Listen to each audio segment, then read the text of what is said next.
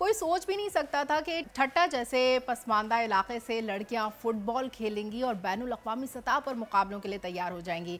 ये कारनामा ठट्टा में मौजूद मखदूम गर्ल्स फुटबॉल एकेडमी ने अंजाम दिया है। जी ज़हीर साहब, तो सबसे पहले तो ये बताइए कि जो आपकी मखदूम एकेडमी है ये आपने खुद शुरू की? जी सर। किस तरह से, किन वजूहात पर, किस सिनेरियो के अंदर ये एकेडमी शुरू हुई और क्या सोच के आपने ये इसे ठट्टा में जो है वो एस्टैब्लिश किया? क्योंकि आप तो खुद कराची में अभी पढ़ भी रहे हैं यूनिवर्सिटी से, KU में गालिबन आप पढ़ रहे हैं, तो वहाँ फिर क्या ऐसा हुआ कि यार मैं वहाँ करूँगा?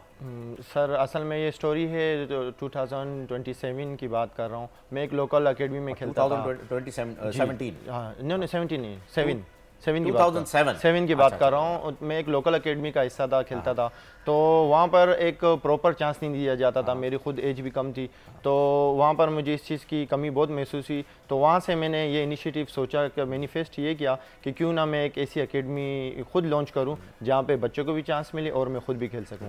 तो वो वहाँ से इनिशिएटिव लिया। फिर मैंने 2014 में मखदूम फुटबॉल एकेडमी की बुनियाद रखी अपने भाइयों और टीममेट्स के साथ मिलकर। अच्छा, ज़बरदस्त। अब मुझे बताइए कि फुटबॉल का शौक शुरू से? जी, बचपन से। फेवरेट फुटबॉलर कौन है इस वक्त? तो रिसेंटली एब्सोल्युटली सबका क्रिस्टियानो रोनाल्डो है। अच्छा, CR7 पे चल रहा है। जी सर। वर्ल्ड कप तो नहीं जीत पाया CR7, मैसी ले गया वर्ल्ड कप। थोड़ा उनको इग्नोर किया गया, मैं ये कहूँगा।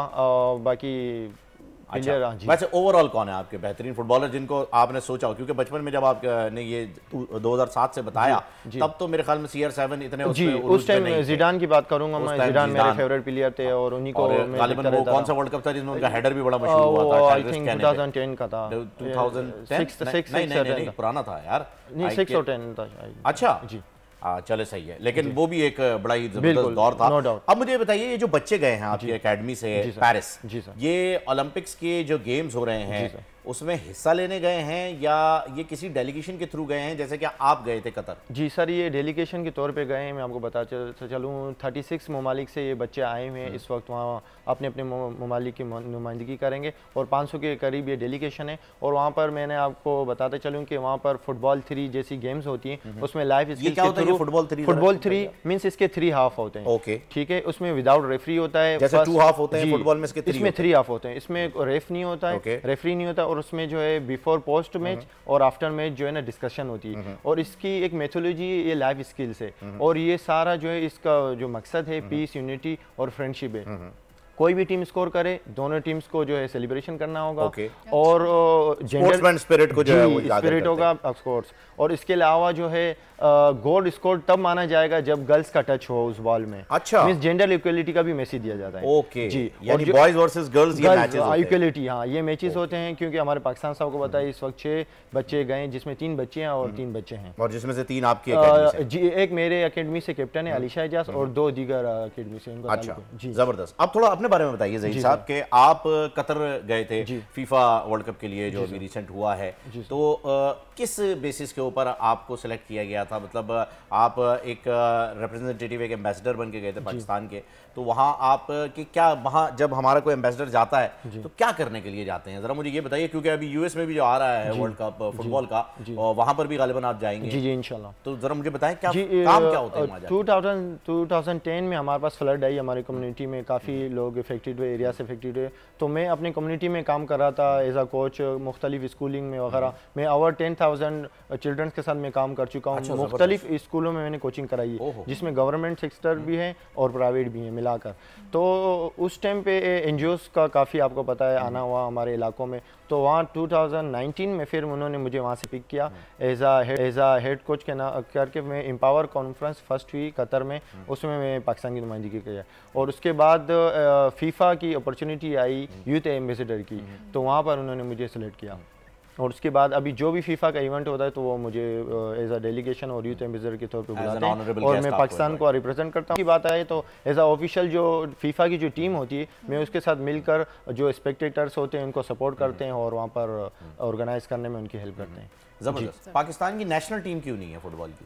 जी, नेशनल टीम तो है, आपको पता ही है, रिसेंटली मैच भी कर चुकी है। मतलब उस लेवल के ऊपर हम क्यों नहीं जा पा रहे हैं जिस लेवल के ऊपर 80s के दौर में हुआ करते थे? जापान भी गए थे, फिर जापान से वापस ही नहीं आ पाए।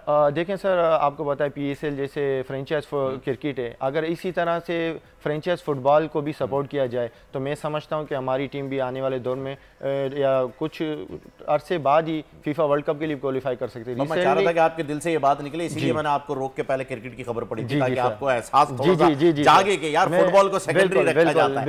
ये वजह थी कि मैंने आपको रोका और मैंने कहा मैं क्रिकेट पे जाऊंगा, क्योंकि हुकूमत भी यही कर रही है, इदारे भी यही कर रहे हैं। आपके जो इदारों से मेरी मुराद है कि जो आपके स्पॉन्सर्स हैं वो भी यही कह रहे हैं कि वो क्रिकेट को फोकस किए हुए हैं, फुटबॉल की तरफ उनकी नजर नहीं जा रही, जबकि फुटबॉल जिस मीडियम का, जिस लेवल का गेम है, मेरे ख्याल में क्रिकेट की तो कोई 15-20 फ्रेंचाइज या 15-20 जो है वो लीग्स हो जाए तो एक फुटबॉल लीग के बराबर होगी, पैसे के हवाले से भी, फेम के हवाले से भी, और आधी से ज्यादा दुनिया जो है वो फुटबॉल खेलती है। और सिर्फ चंद ममालिक जो है, बल्कि मैं तो ये कहता हूं कि जिन्हें ब्रिटेन ने आजाद किया है सिर्फ वही ममालिक जो है क्रिकेट खेल रहे हैं, बाकी जो खुद मुख्तार हैं वो तो क्रिकेट खेलते भी नहीं है। बिल्कुल सर, ये हमें एक इंग्लैंड की तरफ से तोहफा मिला हुआ है, ब्रिटिशर्स की तरफ से, उसे हम आगे बढ़ा रहे हैं। लेकिन जो असल गेम है जिसमें नाम है, पैसा है, फेम है, जिसकी बॉल हम बना रहे हैं पाकिस्तान सियालकोट में बैठ करके, वो खेल हम प्रमोट नहीं कर पाते, क्या वजह है? आपने कभी किसी से राब्ता किया? सर राब्ते की बात है तो हमारे पास स्टेक होल्डर्स या कुछ NGOs हैं। आप देखें जो ग्रास रूट से काम चल रहा है, असल में मेरी एकेडमी लॉन्च करने का मकसद भी ये था कि ग्रास रूट लेवल से काम किया जाए। यहाँ पर हमारे पास बड़ों जिनकी एज ज़्यादा होती है, जो 18 से ऊपर, उनको सपोर्ट किया जाता है, उनको मौका दिया जाता है, पर बच्चों को नहीं। और बाहर ममालिक में मैं गया तो वहाँ पर ज़्यादा जो सपोर्ट ग्रास रूट लेवल को दी जाती है।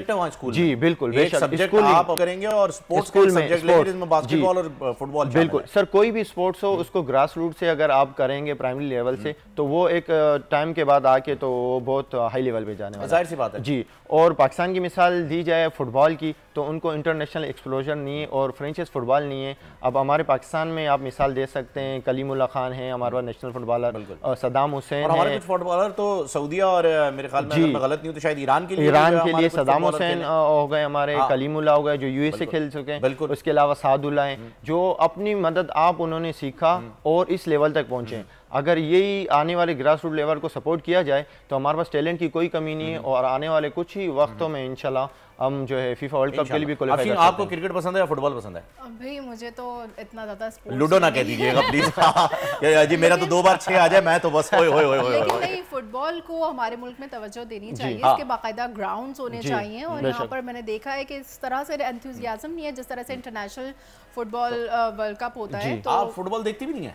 बहुत कम। बहुत कम? अच्छा, मैं खबरों में ही देखती हूँ। हाँ, बस। क्या बात है। अच्छा, आप तो खेलते ही हैं, ठीक है। आप फॉरवर्ड पे खेलते हैं या डिफेंडर? मैं डिफेंडर हूँ। आप डिफेंडर? क्या बात है सर, बेहतरीन। मतलब आप डिफेंडर के लिए खेल रहे हैं। डिफेंडर की जॉब फुटबॉल में बड़ी, मैं तो कहता हूँ ये फॉरवर्ड से ज्यादा खतरनाक होती है, क्योंकि फॉरवर्ड के पास तो बस मौका आता है 1 या 2 बार, लेकिन डिफेंडर ने तो भाई पूरे 70 मिनट जो है खड़ा ही लगा दिया। बाकी मैं बताऊं, इसके अलावा मैं अगर कोई लीग, जैसे मैं कतर में भी गया हुआ, हमें फीफा लेजेंड से भी खेलने का मौका मिला। अच्छा, जिसमें जावी, डेविड बेकम, जूलियो सिकार, जो ब्राजीलियन गोलकीपर जूलियो सिकार को मैंने गोल स्कोर किया जी। ये मेरे लिए बड़ी, बिल्कुल बेशक जी हाँ, बहुत ही बड़े लेजेंड के सामने जी अल्हम्दुलिल्लाह। वही फेस्टिवल गेम में मैंने उनके खिलाफ स्कोर किया तो मेरे लिए बहुत प्राउड मोमेंट था। वाकई ये बड़ा प्राउड मोमेंट है, क्योंकि बड़े-बड़े फुटबॉलर्स के लिए बड़ा प्राउड मोमेंट होता है कि आप जो है वो उन्हें गोल स्कोर करें। और बेकम के साथ खेलना तो बस डेविड बेकम, जावी, याया टोरे, जूलियो सिकार, इन सब के साथ मैं खेल चुका हूं। Very good. तो आपके इस वक्त CR7 है फेवरेट? बिल्कुल। पहले के जरा मुझे लेजेंड में से बताया ना यार, कौन है आपका फेवरेट? पेले या फिर उस वक्त? पेले की तो मिसाल ही नहीं है, मैराडोना, पेले तो बहुत बड़े नाम थे। मुझे बताया ना कि फुटबॉल के जैसे एक लीग, क्योंकि बच्चे जो है वो मिलेनियल किड्स जो है ना, मिलेनियम के बाद वाले, उनको नहीं पता है कि लेजेंड्स कौन है। उनके लिए CR7 और मेसी ये 2 और अब मबाप्पे आ गया है बस। बिल्कुल। ये तीसरा जो है वो भी फिनाले उसने इतना आउटक्लास खेल दिया था कि देखें उस टाइम की बात की जाए, मैंने आपको जिडान का काका बहुत बड़े, पीले, मैराडोना, तो ये बहुत बड़े नाम थे फुटबॉल के। रोनाल्डिनियो उनसे तो बिल्कुल मैजिक उनके और स्किल्स। ब्राजील की टीम के अंदर भी जो है वो एक रोनाल्डो आया करता था, अगर रोनाल्डो 9 नंबर जर्सी, बिल्कुल, जिसके साथ कोई बैकबोन इंजरी हो गई थी गालिबन। अच्छा, इंजरीज की अगर हम बात करें तो ये कितनी ज्यादा मोहल्लिक साबित होती हैं, कितना खतरनाक रहता है फुटबॉलर के लिए इंजरी होना? क्योंकि आप जो शूज पहनते हैं उसमें बॉल्ट्स लगे हुए होते हैं, ठीक है जी, ग्रिप्स लगी हुई होती हैं, ग्रिप्स कहते हैं, बड़े खतरनाक होते हैं वो तो भाई। उसके साथ तो आप किसी के पाँव पे चढ़ जाए तो वो तो कुचल जाए। सर बिल्कुल, फुटबॉल इंजरीज की बात की जाए तो इंजरीज बहुत ज्यादा मौत के बराबर है। मैं समझूंगा एक स्पोर्ट्समैन के लिए। एक उनको एक इंटरनेशनल लेवल का अगर इवेंट मिलता है और वो इवेंट में परफॉर्म करना ही उनको बैलन डोर अवार्ड्स और इस तरीके से अचीव करने होते हैं, और अगर इंजरी उनको हो जाती है तो वो उस वजह से अचीव ही नहीं कर सकते हैं। तो ये इंजरी बहुत बड़ा खतरनाक होती है। तो ट्रेनिंग के दौरान आप ख्याल रखते हैं? जी जी, ख्याल करते हैं यार इंजरीज को इस लेवल की ना हो जाएंगे, फ्यूचर ही खराब हो जाए। जी जी हाँ, उस पर तो मैं अभी आपको बताया, मैं physical health and sports science में खुद स्टडी कर रहा हूँ, तो इस पर हमारा ज़्यादा फोकस है। ग्रास रूट लेवल में वहाँ अवेयरनेस भी नहीं है, तो हम बच्चों को बिल्कुल प्रॉपर डाइट प्लान भी बता रहे हैं और इसके अलावा उनको स्किल्स भी बता रहे हैं। ज़बरदस्त, बेहतरीन। ये तो बहुत ही आला और अच्छी चीज़ आपने बताई है कि आप खुद इस चीज़ को स्टडी कर रहे हैं। Thank you so much Zaheer Khan Khatak साहब, आप यहाँ पर आए, और मेरी आपसे ख्वाहिश ये भी होगी, गुजारिश भी होगी कि कराची में भी आप एक एकेडमी बनाएं और कराची के जो बच्चे हैं, हमारे बच्चे, उनको भी खेलने का जो है वो मौका मिले, और अफशीन भी जो है वो सीखने के लिए जरूर मैं भी आ जाऊँगा।